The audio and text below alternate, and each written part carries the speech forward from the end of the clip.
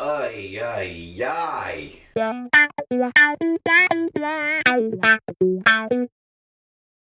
All right, welcome to the IMACK show. It is I, Max, host of the IMACK show. Thank you for tuning in. There's two things I want to discuss today. So over the past week, I think a week ago from today, actually, Rob Reiner was murdered. So we're going to dive into that a little bit. And today, this morning, the Odyssey by Christopher Nolan had a trailer that dropped. And so I'm going to do a little live reaction to it because I have not watched it yet. And I'm going to do it in front of you for the first time. You shall be so honored. All right, let's start with Rob Reiner. All right, so about a week ago or so, Rob Reiner and his wife were killed by their own child. And it's a sad and tragic thing when anybody dies or is killed. But it shouldn't be any sadder or more tragic because it was celebrity, okay? I understand if you're family and friends, of course, colleagues or people in the industry who knew people who knew him. I understand your grief. I understand your loss. But us plebes, come on. This is a guy we didn't know personally. This is a guy we didn't know existed. He is not your uncle. He is not your daddy. He is not your grandpa. You know, again, he didn't know you existed. You've never met him, never seen him. And you should be sad. You should find these deaths and murders sad and tragic when it happens to anybody, not just the famous.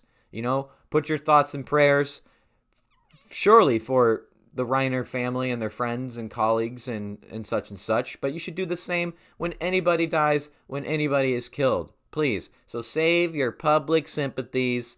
Stop crying. Put away your alligator tears. Put them in a jar. Drink them. Spit them out. And go take a shower and grow up. All right? And, all right. So this might be a tad. I'm not going to do that. I'm not going to do it. All right. Anyway, let's also not act like this guy was some sort of Martin Scorsese, some kind of Steven Spielberg, some type of Albert Hitchcock, some kind of Paul Thomas Anderson, or even a Christopher Nolan, or even a Stanley Kubrick, anybody like that. This is Rob Reiner. He made a handful of movies people liked in the 80s. But this guy never stopped making movies. Good for him. That's cool. But when you make so many movies, you're bound to have a couple of hits. And you're even more so bound to have quite a few stinkers. And that's what Rob Reiner has achieved. So he might have made When Harry Met Sally, Misery, Princess Bride, This Is Spinal Tap. That's basically it. And he seemed to have made over 30 movies. And most of them are look to be garbage. And so I found about a dozen or so to mention. Can you not lick Kindred? Stop. Get out. Out. All right, just relax. Okay, so I noted a few, and not like you should take audience and critics' reactions, ratings, and reviews to heart. You know, you're your own individual, you're your own personal, come up with your own opinion. But when you have this many, they might be onto something. All right? So look, I got about 11. I have 11 here that I noted, and there's probably more. So Alex and Emma has 2.6 on Letterboxd and 11% on Rotten Tomatoes. And So It Goes has a 2.7 on Letterboxd and a 16% on Rotten Tomatoes. Being Charlie has a 2.9 on Letterboxd and 24% on Rotten Tomatoes. The Bucket List, I kind of like the Bucket List. It's pretty schmaltzy and formulaic, but it's kind of charming. And it has a 3.3 on Letterboxd, not too bad, but it has a 40% on Rotten Tomatoes. Flipped even has a 3.8 on Letterboxd, but a 54% on Rotten Tomatoes. So clearly a lot of people on Letterboxd have family in the movie or something. Ghosts of Mississippi has a 3.1, not too bad. I'd be happy with a movie with 3.1. But it has a 43% on Rotten Tomatoes. Kind of the same of The Magic of Belle Isle. 3.1, but a 31% on Rotten Tomatoes. 3-1. And North has a 2.2 on Letterboxd and a 14% on Rotten Tomatoes. Rumor has it has 2.3 on Letterboxd, 21% on Rotten Tomatoes. Shock and Awe has 2.9 on Letterboxd, 28% on Rotten Tomatoes. The Story of Us, 2.8 on Letterboxd and 25% on Rotten Tomatoes. And just look at these posters. You can tell they don't look like great movies. So yeah, when you make so many movies, you're going to have a couple of hits and you're going to have a lot of trash. And those look to be trash. So not interested. And I'm going to go back to what I was saying before. And this is going to get me in hot water. Well, I guess not because I have no subscribers. Please subscribe and like and subscribe and all that and comment. Hear me out. Just hear me out. If you had a son who turned out to be a murderer, there's two choices I want to give you. Would you rather your son kill you? Or would you rather your son kill somebody else? Let's run through both scenarios. Listen, if he kills you, you don't have to suffer to see him suffer when he gets arrested, when he's tried, and is executed. And I'm sure getting stabbed is a very intimate thing, I imagine. And maybe being stabbed by his son was kind of a touching moment in some sort of twisted way. You never know. Could have happened. This is all off the cuff. I'm sorry. And, all right, let's run through the other scenario. So, he murders somebody else. So now you have to live with the guilt of, man, I just raised a murderer. What could I have done differently? How could this have been avoided? What did I do wrong?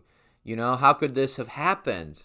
So you got all that. And then you got the guilt of, you feel responsible. Even if you're not. Everybody does their own actions. You are still going to feel responsible. So you got the weight of somebody's death on your hands and on your shoulders and on your mind and your heart and all the above. And on top of that, you're going to have to see them arrested, tried, and executed. And that's horrible. And then you have the public shame. When people see you, many of them are going to be like, look at that. That's the father of the murderer. Look at some dad, huh? And, you've heard of sins of the father. And I'm sure there's sins of the son. And they could have had that. So I think if you just weigh out the pros and the cons, it seems like getting murdered by your son is the more reasonable, logical choice, especially if you are a decent parent. You don't want your child to murder anybody else's child, somebody else's aunt or uncle or father, mother, brother, sister, grandpa, grandma, whatever, brother-in-law, sister-in-law, twice removed, whatever. I think if you're a decent person, and none of us are, but if you're going to at least pretend, you'd want, take me. All right, so going on to the Odyssey trailer dropped this morning. Let me pull it up. I am actually a Nolan fan, and I know Nolan fans often get a lot of schlack. It's like either you love Nolan or you absolutely hate Nolan. And not only do you hate Nolan, you hate all his fans. Now listen, I'm a Nolan fan, but that doesn't mean I think he's a flawless filmmaker and perfect. No filmmaker is. And I understand that his attention and passion for the technical details, the craftsmanship of cinema, that often that means character and emotion kind of go to the wayside. I understand that. I've observed that. I get it. But there's only really one movie of his I don't like, and that's The Dark Knight Rises, for reasons I won't get into. And Oppenheimer, I thought was good, but it's totally overpraised, in my opinion. And Tenet, I understand the dislike for Tenet, and I don't really like time travel movies because of the whole paradox thing.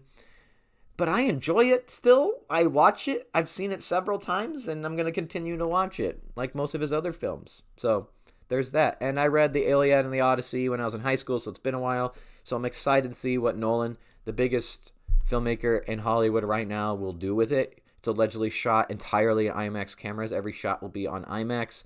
I'm sure he's back with Hoyt van Hoytma and what's his face, Göransson, the score composer, and he's reunited with a bunch of his cast from the past. Although I do have a problem with casting, which I will not get into. That's a video for another day. But maybe they can work around it because it's fantasy. Same with its inaccurate details to costume and production design, but it's all fantasy, so you can do whatever you want, I guess. All right, anyway, let's just watch this thing. I got to put headphones. I'll put the audio and the footage, somewhere on this screen, wherever there is the most room. So I'm going to start it in 3, 2, 1.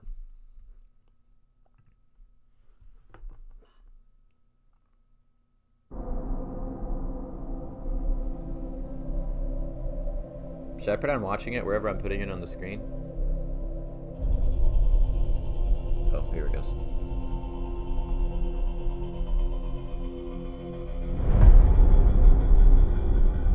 After years of war,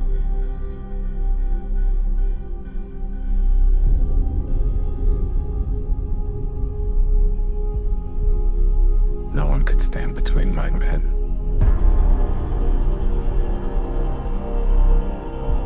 and home.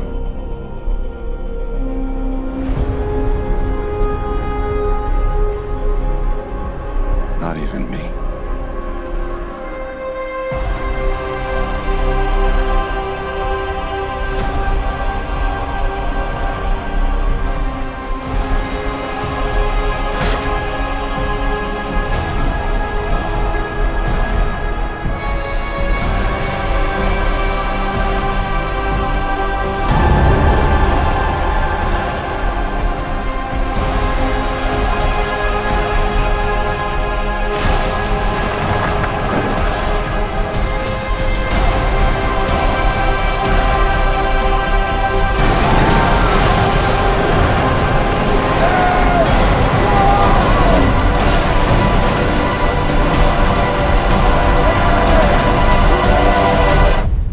Promise me you will come back.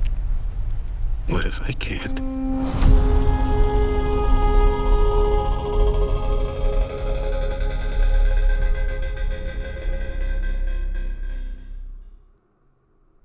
Yeah, it looks good.